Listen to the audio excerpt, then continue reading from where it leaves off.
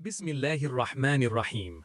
My dear brothers and sisters, come close and listen with your hearts, for today we speak of the most beautiful soul ever to walk this earth, our beloved messenger, Muhammad sallallahu alaihi wasallam.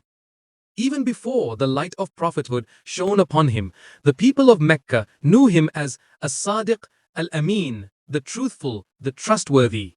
His kindness was not hidden in palaces, it flowed towards the poorest widow, the orphan in the street, the stranger who had no one. Allah chose him and described him in his own words, "And we have not sent you except as a mercy to all the worlds."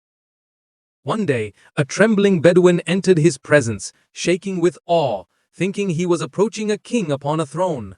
The Prophet sallallahu alaihi wasallam rose with that radiant smile of his, placed his blessed hand upon the man's shoulder, and said gently, "Take it easy, my brother. I am not a king. I am merely the son of a woman from Quraysh who used to eat dried meat." With those few words, all fear melted away and love filled the heart. His mercy, my beloved, was not only for human beings, it reached every creature Allah created. One day, he entered a garden and saw a camel weeping, actual tears streaming from its eyes.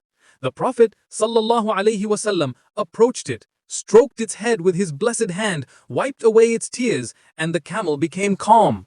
He then turned to the owner and said, "Do you not fear Allah concerning this animal that Allah has placed under your care? It complained to me that you starve it and exhaust it."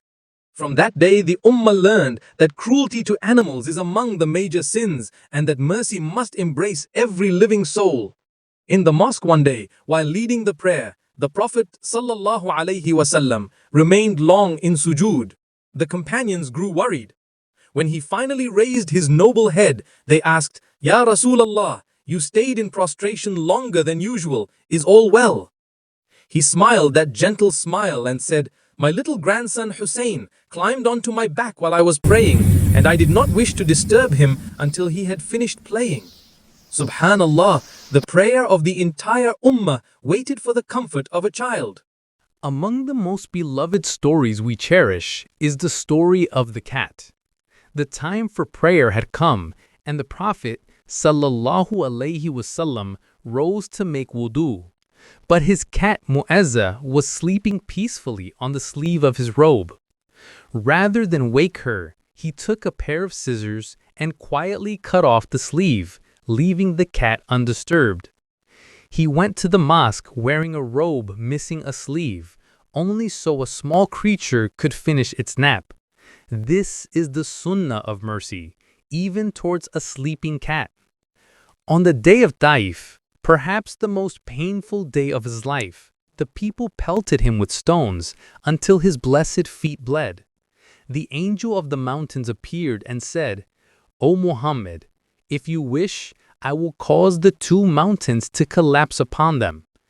Any one of us might have said yes, but the Prophet sallallahu alaihi wasallam wiped the blood from his noble face and replied, "No, I am sent as a mercy. Perhaps from their children or grandchildren will come those who say, La ilaha illallah." He prayed for those who stoned him.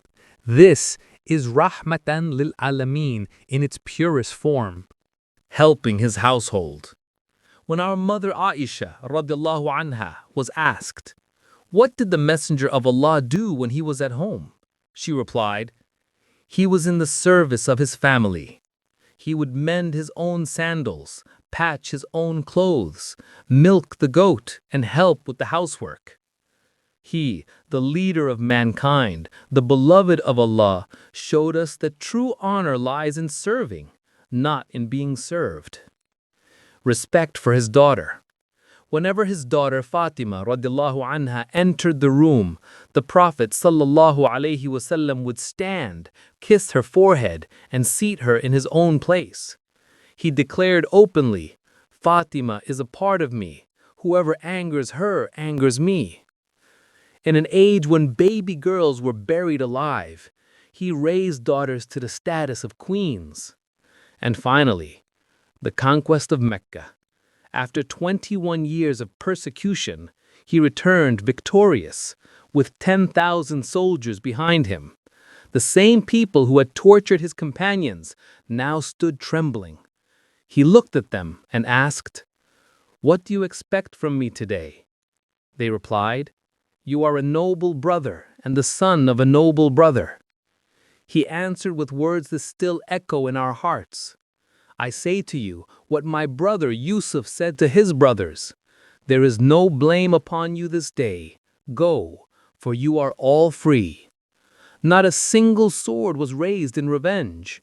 This was the greatest amnesty in history. And he taught us the simplest act of worship. Smiling in the face of your brother is charity. My dear brothers and sisters, his life was mercy from beginning to end. Every day he removed harm from the path, visited the sick, fed the hungry, and greeted children by name. If we take even one step in his blessed footsteps, if we smile with sincerity, if we show mercy to a child, an animal, a neighbor, an enemy, then, by the grace of Allah, we too can become a mercy to those around us. May Allah make us among those who truly love Him, follow Him, and spread His beautiful character until we meet Him at the Hawd, smiling and He smiles back at us. Sallallahu alayhi wasallam. Wa akhiru da'wana and alhamdulillahi rabbil alameen.